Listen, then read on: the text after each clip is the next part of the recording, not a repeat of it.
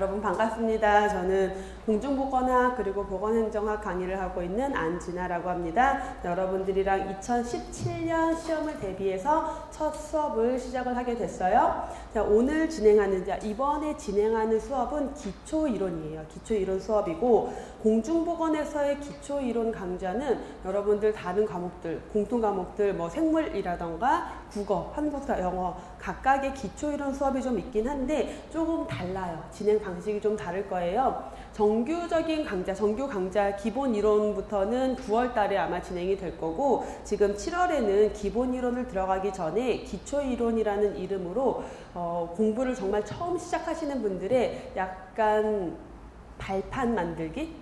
그런 정도의 개념이라고 보시면 돼요. 지금 하는 내용들을 기본 이론에 들어가면 그대로 다 할 거예요. 이 내용들을 할 건데, 더 자세히 하겠죠. 할 건데, 다른 과목들은 뭐 기초 이론이라고 해서 따로 내용을 띄어서 해요. 정말 기초적으로 알고 들어가야 될 것들. 근데 공중보건학이라는 과목이 굉장히 독특한 학문이죠. 다른 과목이랑은 다르게 자기 혼자 어떤 특성이 있는 게 아니라 여러 과목을 다 합쳐둔 게 공중보건이에요. 그렇죠? 역학, 통계학, 환경보건, 식품위생, 보건영양, 보건교육, 학교보건, 산업보건 각각이 다 한 과목, 하나의 과가 돼야 되는데 걔네를 다 압축했기 때문에 사실 공중보건 자체가 다른 그 기본 강의들의 기초이론이라는 개념으로 접할 수도 있어요.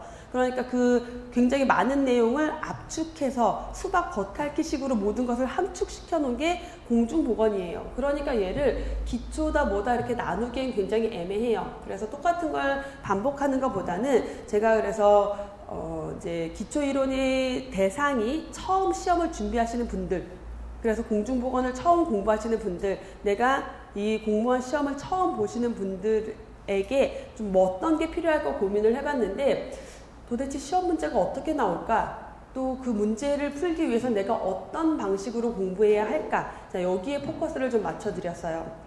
제가 예전에 생각을 해보니까 제가 해외에 이제 라이센스를 따려고 딴 게 있어요. 근데 그 처음 시작이 뭐였냐면, 다른 누가 공부를 하고 있는데 그 문제를 이렇게 한번 봤어요. 근데 한 문제를 풀었는데 맞은 거예요. 그 한 문제를 풀어봤더니 맞았어요.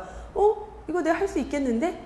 라는 생각이 들어서 그냥 그걸 했어요. 돈을 들여서, 시간을 들여서 해서 땄어요. 뭐냐면, 내가 이 문제 풀 수 있겠는데? 이 정도면 나 합격할 수 있겠는데? 라는 자신감을 좀 지금부터 다지기 위한 과정이다라고 생각을 하시면 되고, 자, 그래서 어떤 식으로 진행이 되냐면, 그동안의 기출문제, 완벽하게 복원된 기출문제나 공개된, 오픈된 기출문제를 가지고 먼저 보여드릴 거예요. 문제를 보고, 그럼 공부를 안 했으니까 풀 수가 없죠, 당연히. 근데 이 문제가 어떤 이론에서 어떻게 나왔고 어떻게 공부해서 이 문제를 풀어야 하는지로 접근을 할 거예요. 그래서 기초이론 강좌는 뭐 8주 정도 진행이 될 건 아니고 한 4주 정도 예상을 하고 있고요. 그 정도에서 기출 문제를 풀면서 거기에 해당하는 기본 이론들을 정리해 나간다라고 생각을 하시면 돼요. 여러분들께 나간 자료가 그래서 2013년 서울시 기출문제 자료가 나갔어요. 모의고사 형태로 이런 시험지를 가지고 여러분들이 시험을 보신다라고 생각을 하시면 돼요. 요거 혹시 풀어보셨어요?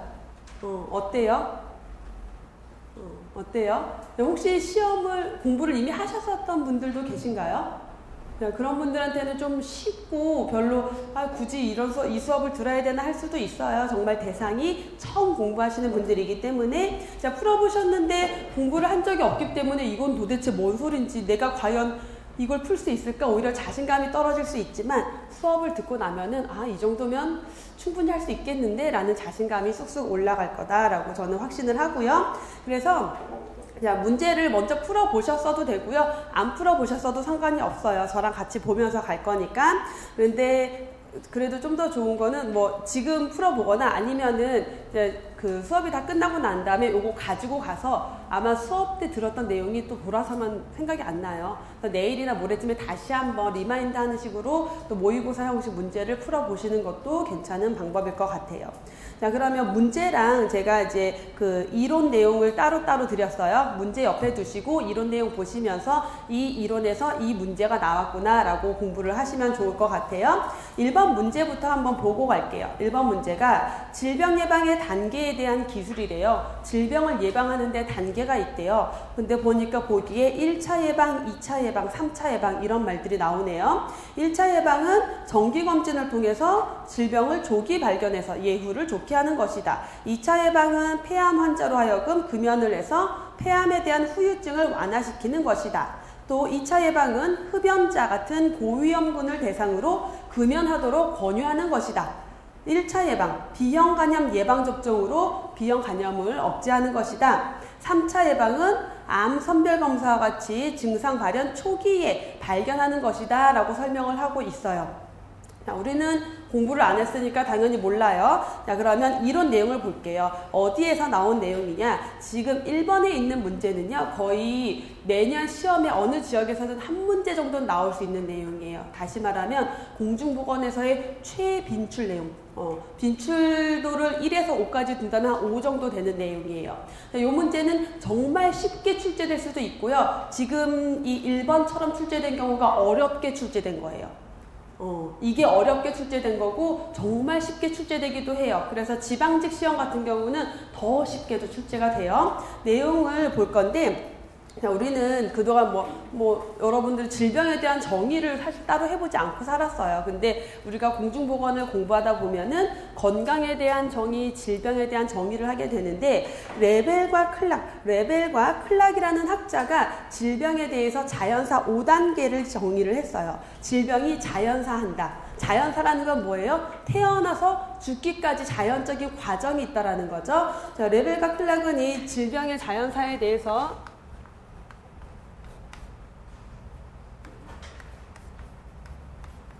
클락이라는 학자가 질병의 자연사에 대해서 5단계로 구분을 했어요. 자, 우리 지금 나눠드린 자료에도 글이 박스 안에 들어가 있는데 제가 조금 적으면서 설명을 드리면 가장 1단계가 비병원성기라고 해요. 아무것도 없는 거예요. 자, 나는 어떤 감염원, 병원체에 노출된 적도 없고요. 그냥 나는 오로지 건강하고 아무 문제가 없는 상태예요. 그래서 병인, 숙주, 환경 이런 것들이 균형을 맞추고 있어서 내가 완전히 건강한 상태를 비병원성기라고 해요. 자, 여러분은 아마도 대부분은 비병원성기에 해당이 되지 않을까? 혹은 초기 병원성기인데 내가 모르고 있을 수도 있어요. 자, 다음으로 넘어가면 초기 병원성기예요. 내가 아직 건강에 문제가 생긴 건 아닌데 감염병이 유행하고 있어요. 내가 어떤 병원체에 혹은 질병이 발생하기 쉬운 환경에 노출이 되어 있어요. 위험에 처한 거죠. 아직 문제는 없지만 위험에 처한 상태에서 다음에 넘어가면은 불현성 질병기로 들어가요. 질병기예요. 병이 생겼어요. 근데 불현성, 증상이 나타나지 않은 상태예요. 불현성. 증상은 없고 질병에 걸려있는 상태. 그러니까 잠복기 상태죠. 그래서 내가 걸렸는데 모르고 있어요. 아무 증상이 없으니까. 이 단계 여러분 뭘 해야 될까요? 그럼 우리 조기검진 이런 거 해야 돼. 정기검진 우리 왜 해요? 우리 암검진 주기적으로 왜 해요? 증상이 없는 요 시기에 빨리 발견하려고 하는 거죠. 그 다음에 이 시기가 지나버렸어요. 그러면 현성 질병기, 발현성 질병기라고도 하고 현성 질병기. 증상이 나타났어요. 난 아파요. 누가 봐도 환자예요. 이 상태가 지나고 나면은 회복기로 가요. 자, 이 회복기는 그 질병 병원체가 이겨서 내가 사람이 사망할 수도 있고요. 혹은 내가 진짜 실제로 그 질병이 죽었어요. 그래서 내가 회복되는 그 시기일 수도 있어요. 자, 이렇게 몇 단계? 5단계. 질병의 자연사에 대해서 5단계로 기술을 했어요. 그러면 제가 쭉 설명을 드렸죠. 비병원성기는 아무런 병인의 자극도 없고 환경의 문제도 없고 오롯이 건강한 상태다. 초기 병원성기는 어떤 질병에 걸릴 수 있는 위험한 환경에 노출이 돼서 자극이 시작이 되고 있는 상태예요.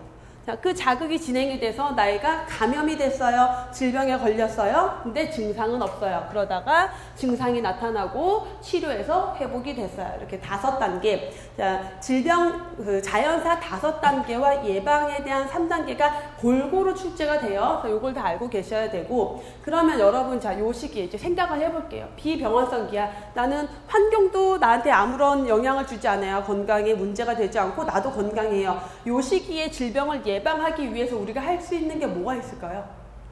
운동, 금연, 또 뭐 할까요? 뭐 식습관 개선, 그렇죠? 비타민 섭취, 요런 활동들을 우리가 건강 증진 활동이라고 하죠. 건강 증진 활동이에요. 보건교육, 자, 보건 사업을 진행하는 여러분들이 이제 공무원이 돼서 보건소나 뭐 어떤 시청이나 군청에 들어가게 되면 뭘 할 거예요? 건강과 관련된 보건 사업을 할 거예요. 그때 가장 많이 하는 게 보건교육이죠. 또는 환경 개선, 환경 위생을 좀 더 신경을 쓴다거나, 이런 것들이 이 1단계인 비병원성기에 하는 예방활동이에요. 그 다음 초기 병원성기예요. 뭔가 감염병이 유행하고 있어요. 자, 11월, 12월 되면은 인플루엔자 독감이 유행해요. 그러니까 우리 10월 달에 뭐 해요? 인플루엔자 예방접종을 맞아요. 자, 그런 것들이 초기 병원성기에 해당하는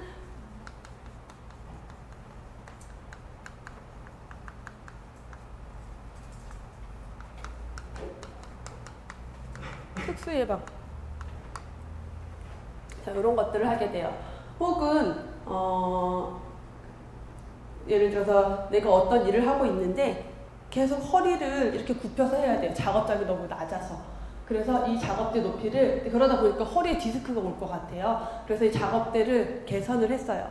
산업 환경에서 어떤 특정 그 직업성 질환, 뭐 어떤 산업재해 이런 걸 예방하기 위해서 개선하는 그 환경은 요 초기 병원성기에 해당이 돼요. 자, 어떤 의미냐면은, 그래서 이 비병원성기에 하는 예방 활동을 우리가 비특이적 예방,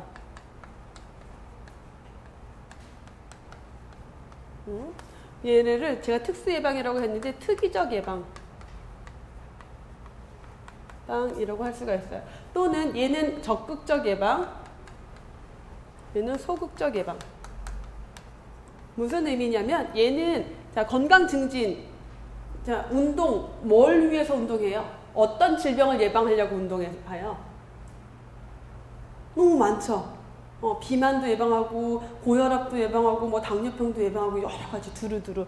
보건교육도 다양한 것들을, 환경위생도 어떤 특정한 하나가 아니라 뭐 두루두루 모든 것들을. 비특이적이라는 것은 특별한 무언가가 아니라 그냥 두루두루 모든 것을 예방하기 위한 것들이다라고 생각하면 되고, 어떠한 문제가 생기기 전에 미리 다 예방을 하는 것이기 때문에 적극적인 예방이라고 해요.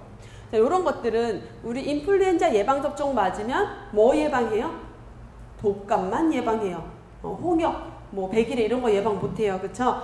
예방접종, 이런 것들을 우리가 특수 예방이라고도 하고 특이적 예방이라고도 하는데, 특별한 무언가 하나만을 예방하기 위한 게 이 초기 병원성기. 왜? 병인의 자극이 시작이 됐으니까 그 병인을 없애주겠어. 어떤 환경에 자극이 시작됐으니까 그 환경을 없애주겠어.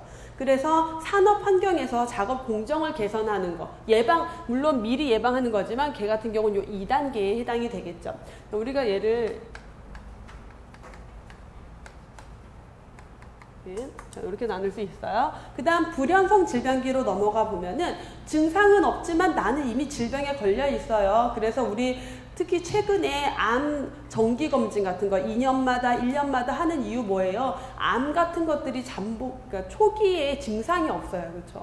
그러니까 증상이 없는 불연성기에 빨리 발견해서 치료하면은 더 잘 치료할 수가 있어요. 그런 것들. 그래서 조기에 검진해서 조기 치료하는 것, 이런 것들, 정기검진, 조기검진, 조기치료, 조기에 발견해서 조기 치료하고자 하는 게 불현상 질병기예요. 증상이 없을 때 한다. 근데 이미 그래서 요걸 가지고 넘어갔어요. 질병기로, 현상 질병기로 넘어갔어요. 증상이 나타났어요. 그러면 치료를 해야 되죠. 뭘 위해서 치료해요? 더 이상 악화되는 것을 방지하기 위해서. 지를 위한 치료를 해요. 자, 그 다음에 회복기로 넘어가면은 이제 우리가 잘 회복돼서 좀 더 건강한 생활을 할 수 있도록 재활 치료를 해야 되겠죠?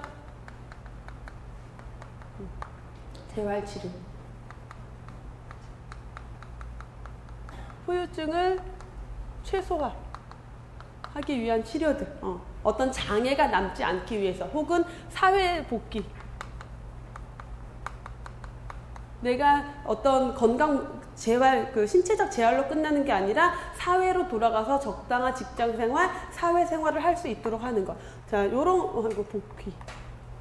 자, 요렇게 진행이 돼요. 그러면 얘네를 구분을 할 때 우리가, 근데 문제에서 보니까 1차, 2차, 3차 예방밖에 안 나왔어요.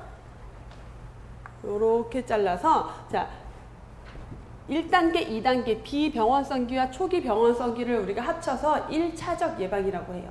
자, 1차적 예방이 가지고 있는 의미는 그럼 뭐겠어요? 적극적이든 소극적이든 미리 질병에 걸리기 전에 예방하는 게 1차 예방이겠죠? 그래서 여기까지를 1차 예방이라고 하고요. 이미 증상이 있든 없든지 간에 이미 질병에 걸렸어요. 그럼 얘는 이제 더 빨리 발견해서 잘 치료하거나 악화를 방지하는 것들, 이런 것들을 우리가 2차 예방이라고 하고, 요 마지막을 3차 예방으로 구분을 하게 돼요. 이렇게 나뉘게 돼요. 과거의 시험 문제는 주로 다음 중 1차 예방에 해당하지 않는 것은 1. 건강증진, 2. 예방접종, 3. 조기검진, 4. 환경위생, 이런 식의 문제가 아주 많이 출제가 됐어요. 다음 중 2차 예방에 해당하는 것은 나머지 하고 요거 넣어놓고. 너무 쉽죠? 지금도 많이 나와요. 그러니까 문제가 생각보다 지방직 시험 같은 경우는 물론 늘 그렇진 않지만 쉽게 출제될 때가 많아요. 그럴 경우에는 이런 식으로 단답식으로 문제가 출제가 되는 게 쉬운 문제. 조금 어렵게 나오면은 우리 지금 1번에 있는 문제처럼 이렇게 나와요. 그러면은 결국은 여러분들이 단순히 1차 예방 뭐뭐뭐, 2차 예방 뭐뭐뭐 이렇게 외워야 되는 게 아니라 이게 뭘 위한 활동인지를 알고 있으면은 이런 식의 어떤 긴 장문으로 이 사례를 주어줘도 여러분들이 이해하고 있어야지 문제를 풀 수가 있겠죠. 그 다음 예전에는 이제 1차, 2차, 3차로만 구분을 해서 문제가 나왔었는데 그걸 조금 더 난이도 있게 한다 하는 게 이제 이렇게 구분하는 거예요. 1차 예방 중에서도 비병원성기에 해당하는 거냐, 초기 병원성기에 해당하는 것이냐, 혹은 2차 예방 중에서도 불현성 질병기에 해당하는 내용이냐, 현성 질병기에 해당하는 내용이냐, 요걸 구분 짓는 문제들이 나오고 있어요. 그래서 제가 다 분리를 해서 설명을 드렸고, 자, 그러면 우리 저희 자료에 있는 내용 한번 문제를 먼저 풀어보고 갈까요? 이 정도 설명됐으니까 쉽게 풀 수 있겠죠. 그러면 1차 예방은 정기적인 건강검진을 통해 질병을 조기에 발견하고 예후를 좋게 하는 것이다. 이거 몇 차 예방이에요? 2차 예방에 해당이 됐죠? 2차 예방은 폐암 환자로 하여금 금연을 해서 폐암으로 인한 후유증을 완화시키는 것이다. 얘는 뭐예요? 후유증을 완화시킨다. 이미 환자인데 후유증 완화니까 3차 예방. 흡연자와 같은 고위험군에게 금연을 하도록 권유한다. 얘는 몇 차일까요? 1차 예방이라는 거. 여기 아마 조금 헷갈려 하시는 분들이 있을 건데 고위험군을 대상으로 한다라고 했지만 그냥 흡연자예요. 아직은 질병에 걸리지 않았지만 걸릴 위험이 있는 사람이라는 거죠. 흡연을 하고 있으니까. 여기에 해당이 되겠죠. 초기 병원성기에 흡연의 자극이 계속 있으니까 금연하세요 해버린 거예요. 자, 1차 예방에 해당이 되고요. 비형간염 예방접종하니까 1차 예방에 해당이 됐죠. 암 선별검사처럼 증상 발현 초기에 임상 단계를 발견하는 것이 조기 검진, 조기 발견, 조기 치료 2차 예방이죠. 그래서 이렇게 문제를 풀 수 있게 출제가 되고 있어요. 자, 지금 제가 이 안에서 정리해 드린 내용이 여기 설명에 쭉 나와 있죠. 그래서 내용 슬쩍 한번 보고 가면은 질병이 발생할 때는 뭐의 균형이 파괴된다? 병인, 숙주, 환경. 이 세 가지의 이 클락이라는 학자가 제시한 질병 발생 이론의 3원론이라는 게 있어요. 뿐만 아니라 요건 우리 이제 실제 기본 이론 들어가거나 다른 문제에서 또 볼 건데, 질병 발생 이론 중에서 3원론 혹은 역학적 모형, 역학적 삼각형 모형, 혹은 생태학적 모형, 이런 것들을 우리가 얘기하는데, 질병이 발생하는데 세 가지 요소. 병인,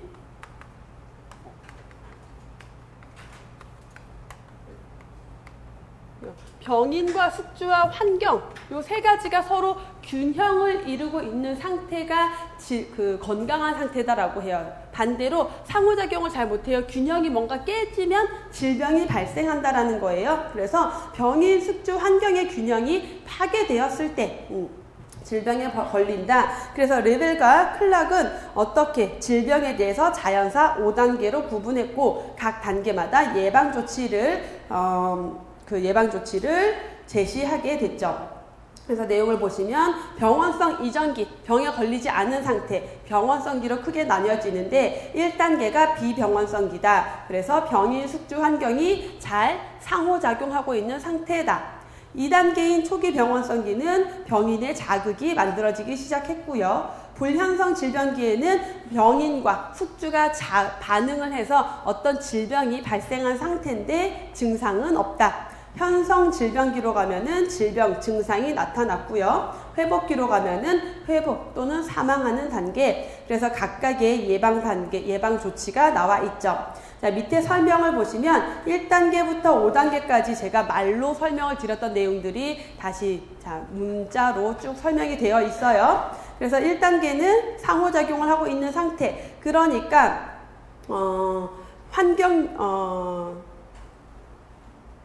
건강이 유지되고 있는 기간을 1단계 비병원성기라고 설명하고 있고 2단계는 자극이 시작이 됐다. 그래서 질병에 대한 저항력이 요구되는 시기다. 3단계는 질병의 증상이 없는, 자각 증상이 없는 초기 단계다. 4단계는 적절한 치료가 필요하다. 증상이 나타났으니까 5단계 회복기에는 재활의 단계다. 그리고 각각의 예방에 대한 내용이 나오고 있죠.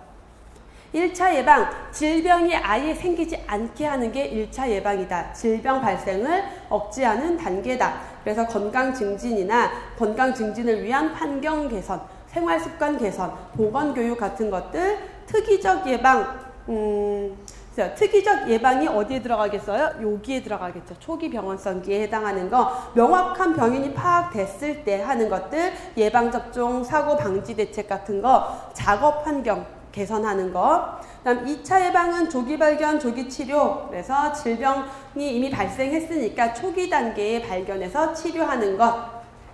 3차적 예방은 재활 그리고 사회로 복귀하는 단계다라고 설명을 하고 있어요. 자, 그래서 요 안에서 지금 제가 설명드린 자연사 5단계 그리고 질병 예방 3단계에 대한 문제는 끊임없이 많이 출제되는 거고 여러분들이 요 문제가 나오면 아유 좋아라 하면서 문제를 푸시게 될 거예요. 자, 그 다음 두 번째 문제 보실게요. 두 번째 문제는 세균성 식중독에 대한 설명이래요. 옳지 않은 것을 찾으라는데 대표적으로 살모넬라 식중독, 포도상 구균 식중독이 있다. 2차 감염은 없고 원인 식품의 섭취로 발병한다. 소화기계 감염병에 비해 잠복기가 짧다. 다량의 세균이나 독소량이 있어야 발병한다. 면역이 생긴다. 공부를 하지 않으면 뭐 이거는 도대체 알 수가 없는 내용이죠. 그쵸? 모르는 게 당연해요. 근데 이 문제도 난이도가 어렵지 않게 자주 출제되는 내용 중에 하나고 난이도가 그닥 높지 않게 출제된 내용이에요. 우리 식중독하면 여러분 식중독하면 뭐예요? 상한 음식 먹고 걸리잖아요. 그렇죠? 그러면 우리 그것만 생각을 하고 여기서 옳지 않은 걸 고르래요. 옳지 않은 걸 고르래요. 우리 만약에 내가 공부 안 한 모르는 내용이 꼭 한두 문제 나오거든요. 자, 그랬을 때 여러분들이 내가 아는 상식으로 추정해서 답을 고른다라면은 뭐가 답일까요? 우리 식중독에 면역력이 생긴다라는 얘기 들어보셨어요? 상식적으로 그거 없는 거죠. 자, 만약에 모르는 내용이 나오면 어떻게든 이렇게 답을 찾아야 돼요. 물론 이건 우리가 다 아는 내용일 거지만 자, 얘기대로 정답은 5번이고 1번, 2번, 3번, 4번을 다 몰라도 식중독은 또 걸릴 수 있잖아요. 계속. 면역이 생긴다라는 것은 한번 걸리고 나면은 더 이상 안 걸리는 거예요. 면역력이 있다라는 거. 근데 식중독 같은 경우는 면역이 생기지 않고요.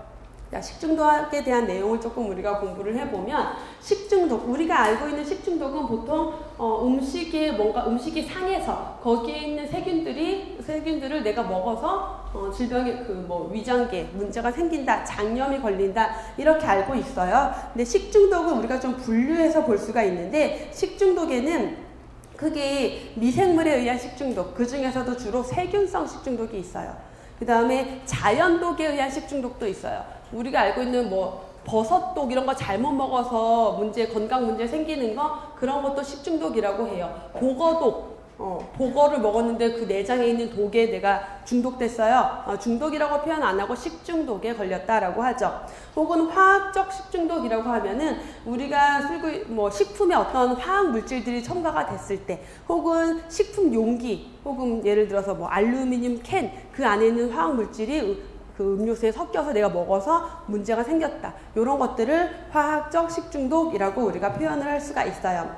그 중에서 그래서 지금 이 표 안에는 쭉 나와 있는데 이거 다 외워야 돼? 자, 요건 그렇게 물론 우리가 공중보건학은 외울 게 굉장히 많아요. 외워야 될 게 되게 많은데, 자, 요거는 요대로 외워야 될 내용은 아니에요. 그냥 간단하게 제가 정리된 걸 보여드리는 거고요. 그래서 크게 세균성, 자연독, 화학적 식중독 이렇게 세 가지로 구분을 해요. 세균성 식중독에는요, 또 감염형과 독소형으로 구분을 해요. 요거는 우리가 식품위생을 들어가면 좀 더 자세하게 보겠지만, 세균성 식중독, 세균에 의한 식중독이겠죠. 근데 그 중에서 세균성과 감염형과 독소형으로 구분을 하는 건, 감염은 세균에 감염된 거예요. 그 세균이 내가 먹어서 내 장에 들어가서 어떤 작용을 막 해가지고 막 설사도 하게 하고 배도 아프게 하는 거. 독소형은요, 그 세균이, 어떤 세균들은 특성이 독소를 만들어내요. 세균이 만들어내는 독소가 있는데 그 독소를 내가 먹었어요. 그래서 그 독소가 내 몸에서 어떤 작용을 해요. 그러면 독소형 식중독으로 구분을 해요. 나중에 그 문제 중에 감염형 식중독이냐 독소형 식중독이냐, 얘네를 구분하는 문제도 굉장히 자주 출제가 돼요. 어떤 식중독이 감염형이고 어떤 식중독이 독소형이냐 구분하는 문제도 출제가 될 수 있고요. 자연독에는 동물성독, 보거 같은 것들, 그 다음에 식물성독 하면은,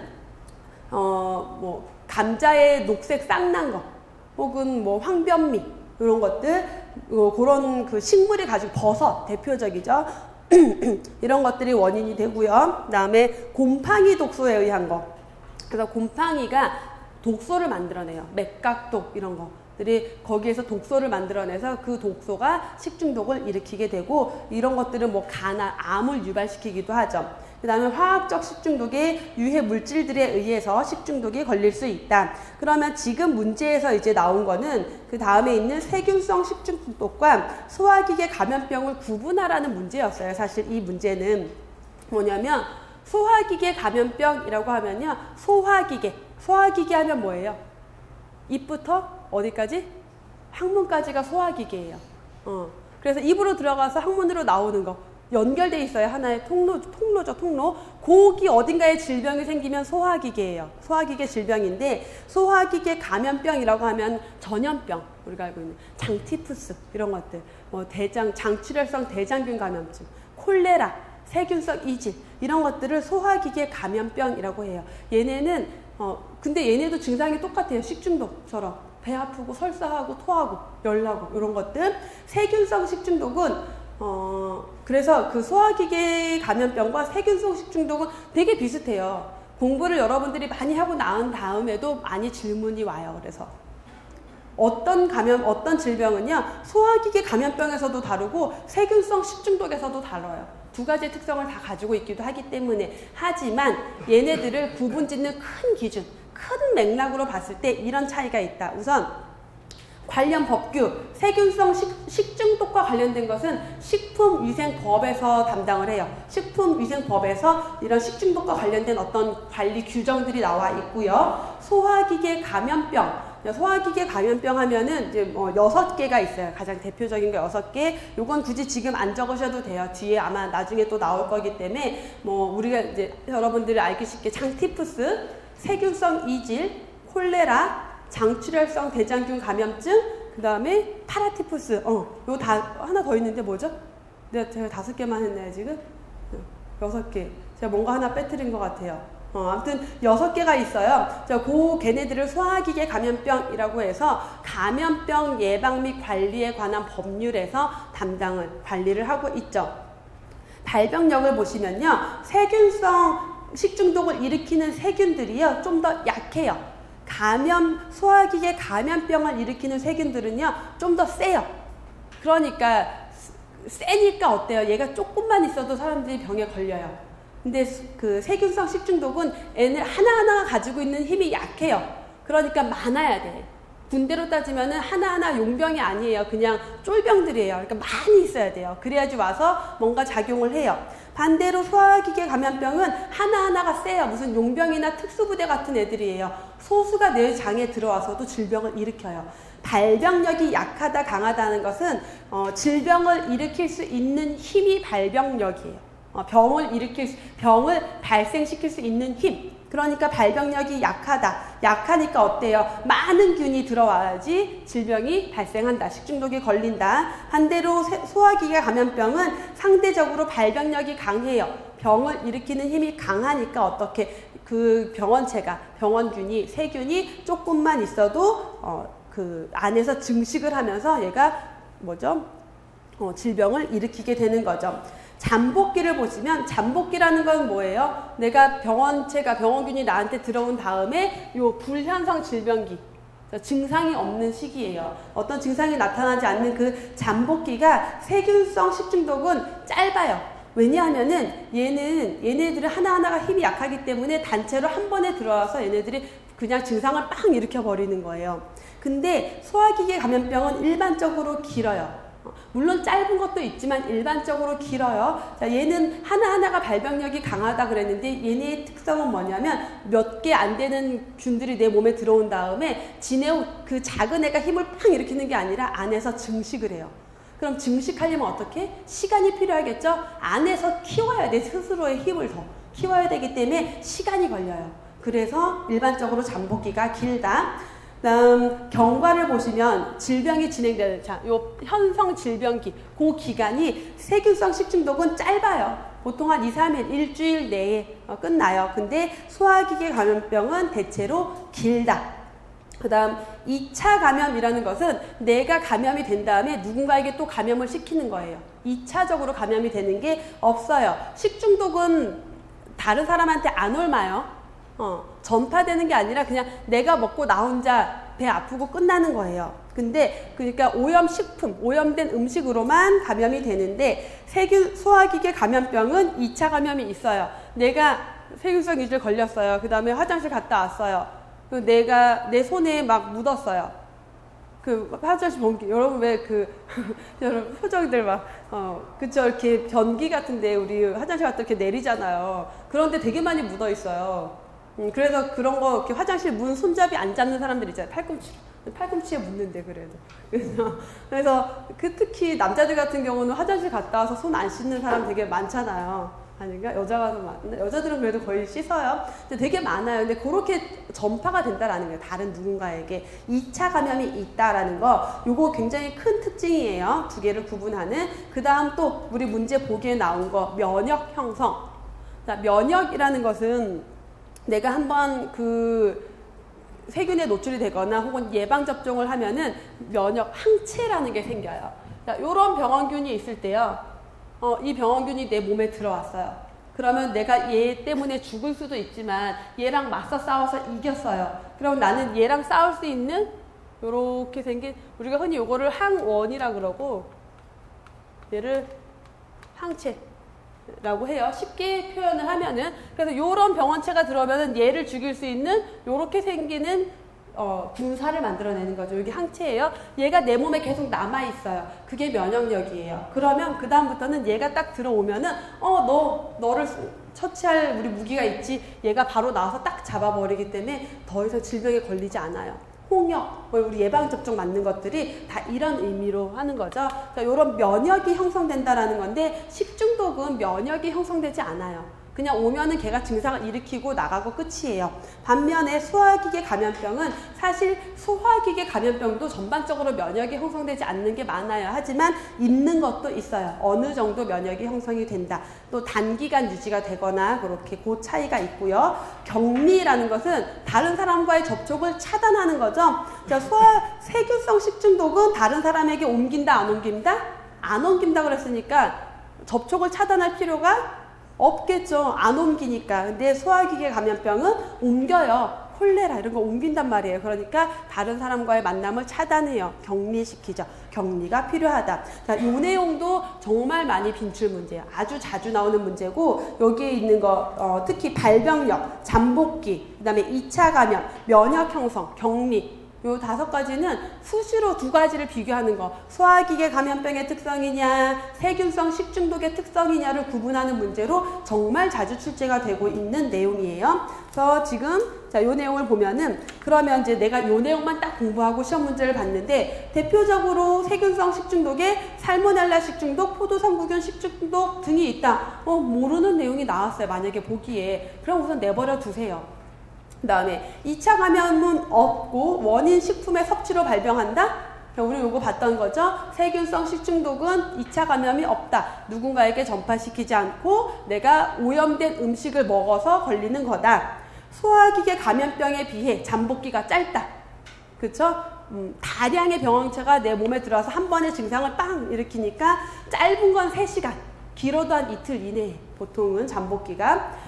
다량의 세균이나 독소량이 있어야 한다. 왜? 발병력이 약하니까 한 번에 많이 들어와야 된다. 면역이 생긴다? 안 생긴다. 그러면 모르는 보기 하나가 있고요. 확실하게 아닌 거 하나가 있어요. 그러면 이럴 때는 내가 아는 확실한 것을 골라야 돼요. 근데 이제 수험생들이 착각하는 게 이건 분명히 아닌 것 같은데 1번도 뭔가 아닌 것 같아 라는 생각이 들어요. 그러면은 정말 공부를 조금밖에 안 한 학생들이 하는 실수가 뭐냐면 내가 어렴풋이 아는 거에 대한 확신이 없는 거예요. 그러면 자꾸 모르는 거를 답으로 찍으려는 성향이 생겨요. 근데 내가 확실하게 아는 게 있다. 1번은 뭔지 모르겠지만 5번은 확실히 아니야. 그러면 아닌 확실한 거를 찾으셔야 돼요. 다 정답은. 그거는 문제 푸는 요령 중에 하나예요. 그래서 5번이 정답이고 대표적으로 살모넬라 식중독 하면은 세균성 식중독 중에서도 감염형 식중독의 가장 대표적인 게 살모넬라 식중독이고 우리가 흔히 뭐 약간 상한 음식 먹고 배탈 났어. 그러면은 요 살모넬라 식중독인 경우가 되게 많아요. 그 다음에 포도상구균 식중독 하면은 포도상구균은 우리 주로 어디에 받냐면 여러분 상처 나서 골맞어요. 약간 노랗게 되죠. 거기에 있는 게 포도상구균이에요. 그런 균들. 요거는 가장 대표적인 독소형 식중독. 포도상구균이 만들어내는 독소가 있어요. 그 독소가 들어가서 식중독을 일으키는 특성을 가지고 있고 얘네 2개도 빈출되는 식중독 중에 식중독들이죠. 그래서 2번은 정답이 5번 문제 어렵지 않게 풀 수 있는 문제였고요. 자, 다음 3번 문제 보실게요. 자, 3번 문제가 설명한 이제 환경위생에 대한 환경위생에서의 문제인데 환경위생에서 물과 관련돼서 하수 처리. 하수라고 하면 뭐예요? 하수. 우리가 쓰고 버리는 물이잖아요. 그쵸? 쓰고 버리는 물이 하수예요. 그 하수를 어떻게 처리하느냐의 내용이에요.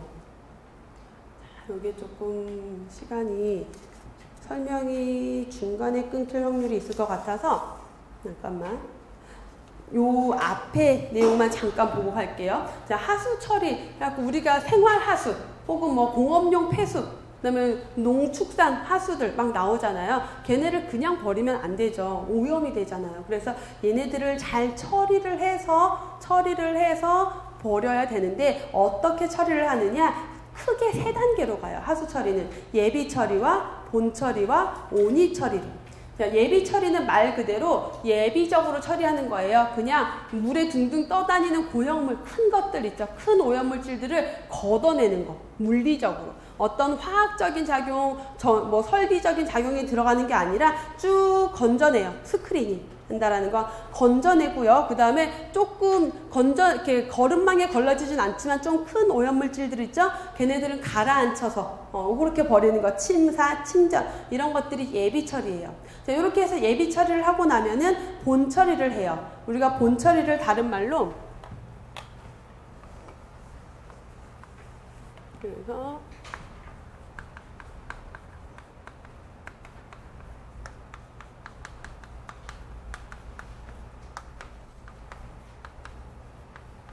예비 처리는 물리적 처리라고 해요.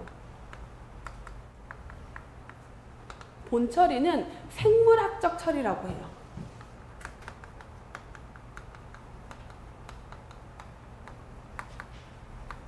생물학적 처리, 본 처리. 그럼 뭔가 생물을 이용하겠네요. 그쵸? 얘는 물리적 처리니까 물리적인 방법을 이용하겠죠. 그 다음에 온이 처리는, 온이라는 건 뭐냐면 찌꺼기, 슬러지.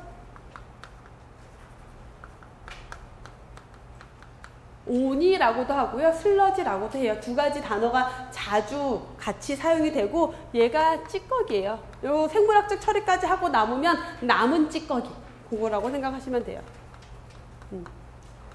요렇게 크게 세 단계로 진행이 되죠. 예비 처리, 본 처리, 온이 처리. 그래서 예비 처리에서는 물리적으로 어떤 거 스크리닝, 침사, 침전. 그래서 스크리닝은 걷어내는 거. 둥둥 떠다니는 것들을 걷어내는 거. 침사, 가라앉히는 거예요. 침전도 가라앉히는 거예요. 근데 침전을 할 때 보통 침전이냐 약품 침전이냐라는 것은 보통 침전은 그냥 가라앉히는 거예요.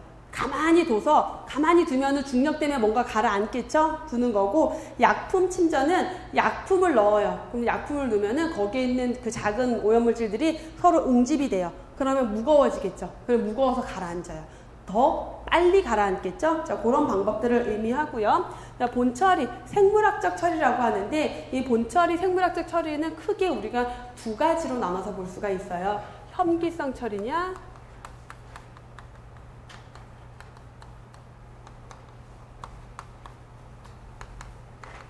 호기성 처리냐, 이렇게 나눠서 볼 수가 있어요. 혐기성 처리냐, 호기성 처리냐. 자, 혐기성, 호기성이라는 말을 뭐 임상병리 쪽이나 이렇게 하신 분들, 혹은 식품위생 아마 하신 분들은 조금 알 수 있는 용어고, 또 일반적인 사람들은 모르는 용어일 수 있어요. 호기라는 것은 뭐냐면은 산소를 좋아하는 거. 산소가 들어가는 게 호기고요. 산소가 없는 상태를 혐기성 상태라고 해요. 호기성 상태는 산소가 있는 거, 혐기성 상태는 산소가 없는 거. 자, 이걸 구분하는 이유는 세균들 중에서요. 세균들 중에서 산소가 꼭 있어야지만 사는 애들이 있어요. 걔네들을 호기성 세균이라고 해요. 자, 혐기성 상태는 뭐다? 산소가 없이 있는 상태에서 생물학적 처리를 하는 거. 그러면 혐기성균, 산소가 없이 살 수 있는 애들. 그런 애들이 어떤 작용을 할 수 있게 하는 게 혐기성 상태예요. 그래서 혐기성 처리는 그 혐기성 균에 의한 부패 처리라고 해요.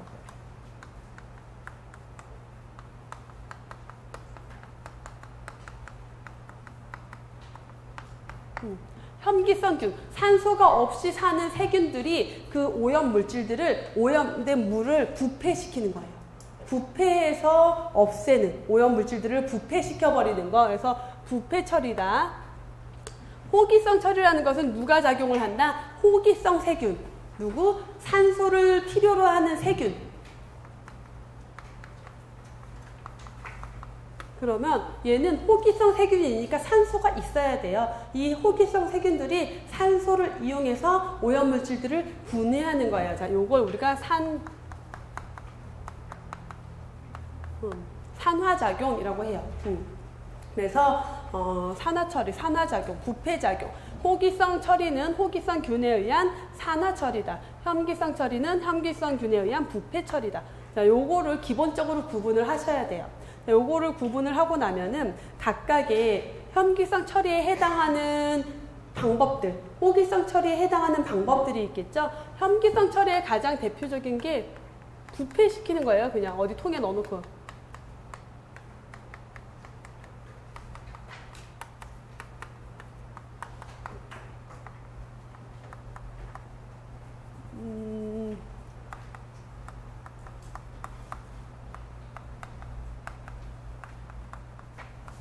얘네들이 대표적이에요. 부패조는 이렇게 어디 통에 넣어놓고 부패, 산소를 공급 안 해요. 뚜껑 닫아놓으면 산소가 없어지잖아요. 그 상태에서 부패시키는 거예요. 이모프 탱크는 요거를 조금 더, 이모프라는 사람이 요 부패조 탱크를 조금 더 개량한 거예요. 조금 더 이렇게 약간 공학적인 게 들어가서 혐기성으로 소화시키는 방법. 그러니까 부패시키는 그런 과정이다라고 보시면 되고, 호기성 처리를 하는 가장 대표적인 방법,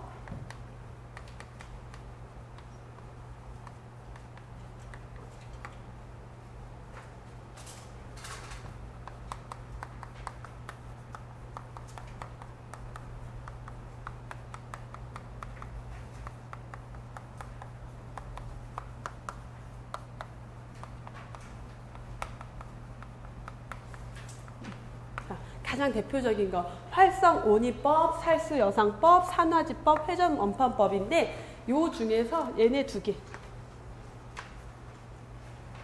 생각하시면 돼요. 가장 많이 출제가 되는 거. 그래서 여러분들 앞에 요거 앞에 그림으로 요 내용이 정리는 되어 있어요. 그렇죠? 우선 제가 그 각각의 내용 세부적인 거 보기 전에 전체 큰 그림 정리해 드리는 거예요. 왜냐하면 여러분들이 하나하나를 먼저 보기 시작하면요, 전체가 안 보여요.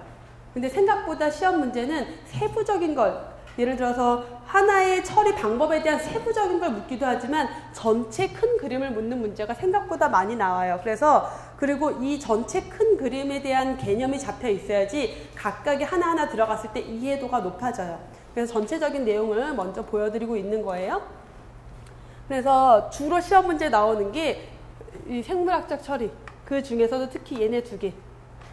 그래서 혐기성 처리냐 호기성 처리냐를 구분을 하면서 혐기성 처리에 해당하는 애들, 호기성 처리에 해당하는 애들 어떤 처리인지 보셔야 되고요. 그 다음에 특히 활성온이법과 살수여상법. 그래서 문제가 쉽게 나올 때는 지금 3번 문제처럼 나온 경우가 쉽게 나온 거예요. 쉽게 나온 문제고, 어렵게 나올 때는 활성온이법과 살수여상법의 장단점을 막 비교해요. 그럼 내용이 되게 조금 더 복잡해져요. 그게 조금 더 어렵게 나오는 내용. 그럼 우리가 이 내용만 가지고도 문제를 풀 수가 있어요. 하수 처리에서 활성온이법에 대한 설명으로 옳은 것. 활성온이법이 뭐다? 생물학적 처리 단계에서 호기성 처리 방법 중에 하나다. 가장 대표적인 방법인데, 호기성 처리라는 것은 호기성 균에 의한 산화 처리하는 방법이다 라고 했죠. 여기까지 이해됐어요? 그러면 문제 보시면 활성온이법은 유기성 오염물질의 희석작용이다. 고형 오염물질의 침전작용이다. 호기성 세균에 의한 산화작용이다. 여기에 답이 나와 있네요. 그쵸? 3번에 호기성 세균에 의한 산화작용이다. 혐기성 세균에 의한 부패작용이 혐기성 처리에 해당하는 부패조, 이모프 탱크, 혐기성 소화법, 메탄 발효법이라고도 하는데, 그건 뒤에서 다시 나올 거고요.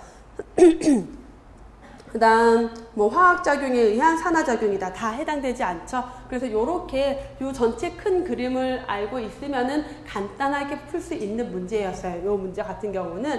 자, 여기까지만 해서 우선 3번 문제를 정리하고 잠깐 쉬었다가 각각의 내용들 조금 더 살펴보도록 할게요.